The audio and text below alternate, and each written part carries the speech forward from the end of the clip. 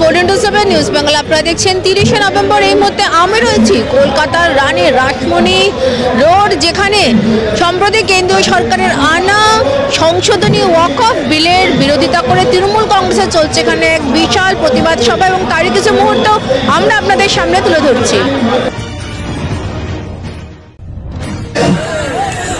আচ্ছা, আমাদের জাভেদ ভাই আছে, অন্যান্য সমস্ত নেতৃত্ববৃন্দ রয়েছে, স্নেহাশিস রয়েছে, মন্ত্রী কল্যাণ আছে, আমাদের সীতানাথ দা আছে, আরো অন্যান্য বিধায়করা রয়েছেন। সবাইকার নাম নিতে গেলে অনেক সময় লেগে যাবে। এবং সর্বোপরি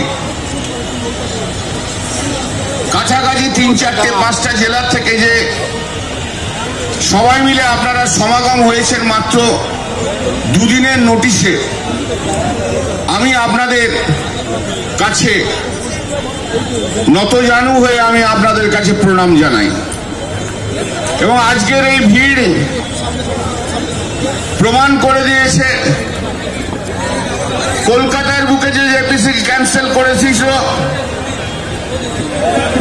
মোদী সরকার, যেখানে বাংলার মানুষের গলার স্বরকে বন্ধ করতে চায়, তারই বিরুদ্ধে মাত্র অল্প সময়ে এই ভিড়।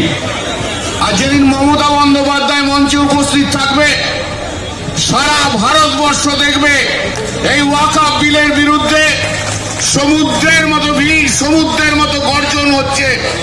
জনতার আওয়াজে হিন্দু মুসলিম একসঙ্গে তারা আওয়াজ দিয়ে যাবে। আজকে কেন ওয়াকফ বিলের অ্যামেন্ডমেন্ট 2024 তার কেন আমরা বিরোধিতা করছি? আইনগতভাবে,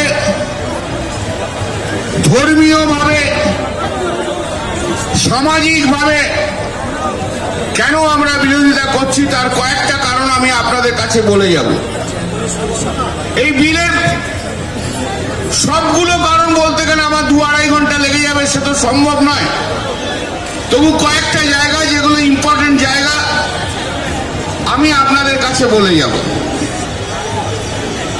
প্রথমত হচ্ছে, আপনারা নিঃসন্দেহে সব ওয়াকফের ইতিহাস জানেন, সেগুলো নিয়ে আমার বলার বক্তব্য কিছু নেই।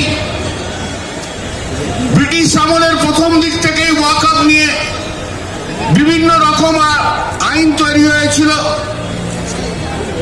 স্বাধীনতার আগে ফেডারেল স্টেট, যারা ফেডারেল স্টেটরা, সেখানে বেঙ্গল বলুন, উত্তরপ্রদেশ বলুন, বিহার বলুন, যে যার নিজস্ব একটা করে আইন ছিল। কিন্তু 1954 সালে সেন্ট্রাল ল নিয়ে আসা হয়েছিল। পরবর্তীকালে তার অ্যামেন্ডমেন্ট হয়েছে, অনেক অ্যামেন্ডমেন্ট। 1995 সালে একটা আইন নিয়ে আসা হয়েছিল, সেই আইনটাই একদিন ধরে চলছিল, যে আইনের মধ্যে দিয়ে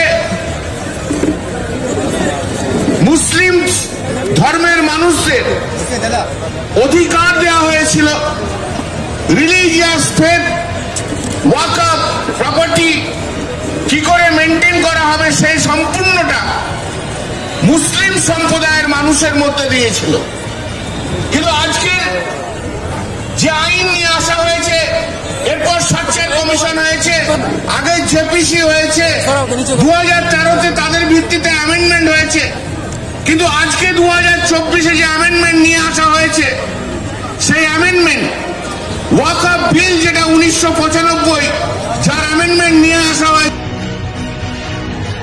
এই দিনের প্রতিবাদ সভায় কেন্দ্রীয় সরকারের ওয়াকফ সংশোধনী বিলের বিরোধিতায় মঞ্চ থেকে সোচ্চার হয়ে এই বিল বাতিলের দাবিতে তৃণমূলের নেতৃত্বরা কেন্দ্রীয় সরকারের এহেন পদক্ষেপের সমালোচনা করেন। এই দিন মঞ্চে উপস্থিত ছিলেন সাংসদ কল্যাণ ব্যানার্জি, মন্ত্রী ফিরহাদ হাকিম, মন্ত্রী স্নেহাশিস চক্রবর্তী, সাংসদ নাদিমুল হক, মন্ত্রী জাভেদ খান সহ অন্যান্যরা। ये जो वाकफ बिल है जिसके लिए इतना बड़ा सभा है, क्या कहेंगे इसके बारे में? देखिए, ये सरकार 2024 वाकफ अमेंडमेंट बिल लेके आई है। पार्लियामेंट में जिस दिन इसको इंट्रोड्यूस किया गया, उसी दिन हम लोग इसको अपोज किए और सरकार को मजबूर किए कि इसको जेपीसी में भेजने के लिए। जेपीसी चल रहा था, 29 तारीख जो कल गुजरा है वो लास्ट डेट था उसको जेपीसी का रिपोर्ट देने के लिए, लेकिन अभी काम ही पूरा नहीं हुआ। वक़्फ़ बोर्ड से बहुत सारे जो विभिन्न स्टेट के वक़्फ़ बोर्ड के जो है, सारे वक़्फ़ बोर्ड अभी अपना रिप्रेजेंटेशन, अपना डिपोजिशन, अपना सबमिशन अभी नहीं दिए हैं।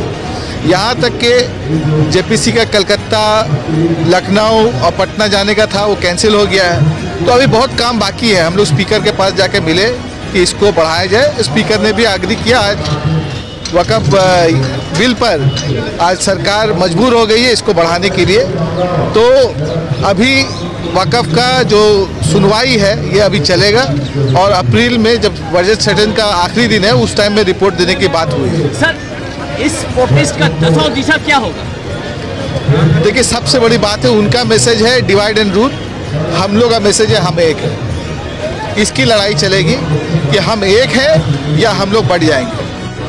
কেন্দ্রীয় সরকার আজকে রাজ্য সরকারের অধিকারকে কেড়ে নিচ্ছে, তাহলে ফেডারেল ক্যারেক্টারটাকে নষ্ট করা হচ্ছে কিনা? এটা খুলে দেন। ভারতবর্ষে ফেডারেল ক্যারেক্টার রয়েছে, সেই ক্যারেক্টারটাকে যারা নষ্ট করছে তার নাম মোদী সরকার। যারাই দিতে পারে তার নাম মমতা বন্দ্যোপাধ্যায়, তিনি নাম মমতা বন্দ্যোপাধ্যায়। 24x7 নিউজ বেঙ্গলের সঙ্গে থাকুন, সাথে থাকুন, দেখতে থাকুন সব খবরের জন্য চোখ রাখুন আমাদের চ্যানেলে।